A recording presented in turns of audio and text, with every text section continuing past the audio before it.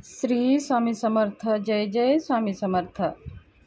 चला तर मग आज आपला विषय आहे, आपल्याला एक कुबेर पोटली बनवायची आहे. आपल्या घरामध्ये धन लाभ होण्यासाठी, अचानक धन लाभ होण्यासाठी आणि वर्षभर आपल्याला धनाची कमी पडू नये.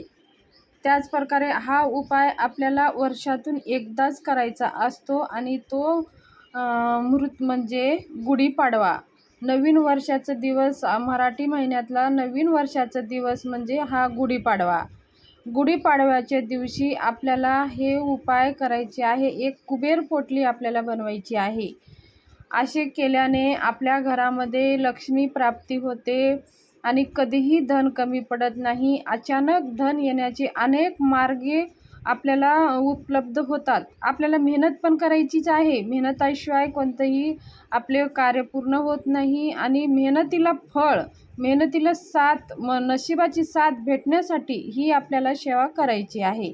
आणि हा मुहूर्त आहे 3.5 मुहूर्तापैकी हा तो अत्यंत महत्त्वाचा मुहूर्त म्हणजे हा गुढीपाडवा.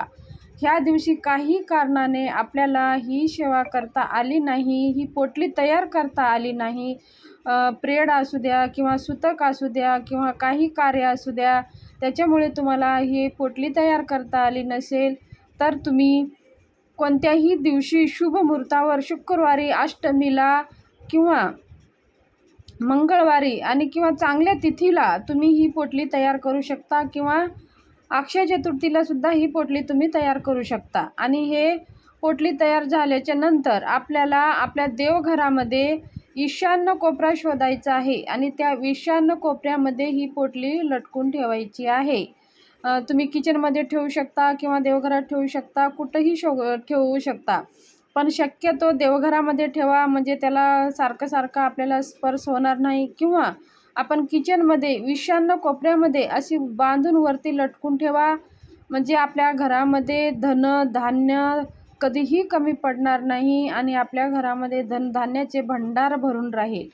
आता पोटलीमध्ये काय काय साहित्य घालायचं आहे, कोणकोणते साहित्य आपल्याला जुळवाजुळव करायची आहे, म्हणून मी तुम्हाला आधी सर्व सांगत आहे की गुढीपाडवा अजून आपल्याला वेळ आहे. 9 तारखेला गुढीपाडवा आहे, म्हणून मी हा व्हिडिओ लवकर सांगत आहे, म्हणजे तवर तुम्ही लवकरात लवकर ह्या सगळ्या वस्तूची जुळवाजुळव करू शकता.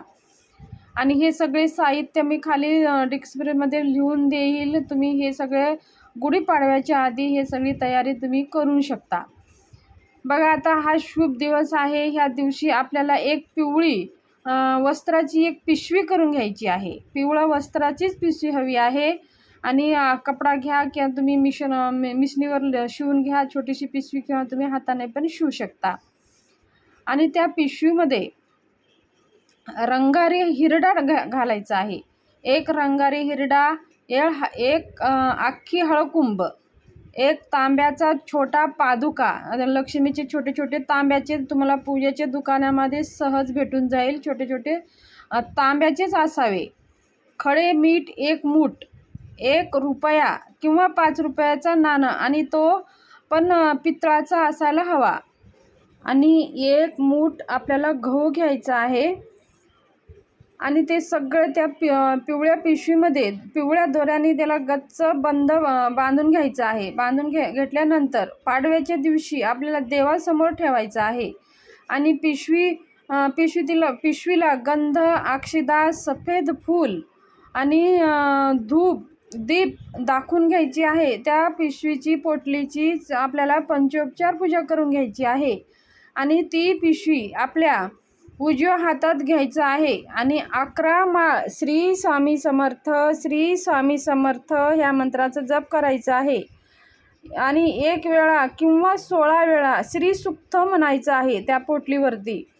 नंतर ती पोटली पिशवी तिजोरीमध्ये किंवा आपल्या कपाटामध्ये किंवा धनभंडार, जिथं आपलं दुकान आहे, जिथं आपण रोजचं रोज धन ठेवतो तिथं, किंवा दुकानाच्या गल्ल्यात, किंवा आपल्या दुकान वगैरे नसेल, आपण नेहमी गल्ला नसेल, तर आपण आपल्या देवघरामध्ये ईशान्य कोपरा कुठं आहे ते शोधायचं, तिथं ठेवायचं, म्हणजे कधीही त्या पोटलीला आपला हात लागणार नाही. किंवा ईशान्य कोपऱ्यामध्ये तुमच्याला जागा असेल तर असं वरती लटकून द्या आणि किचनमध्ये पण ठेवू शकता आणि तुम्ही देवघरात ठेवू शकता, कुठं पण ठेवू शकता. पण ते योग्य जागा म्हणजे ती ईशान्य कोपरा.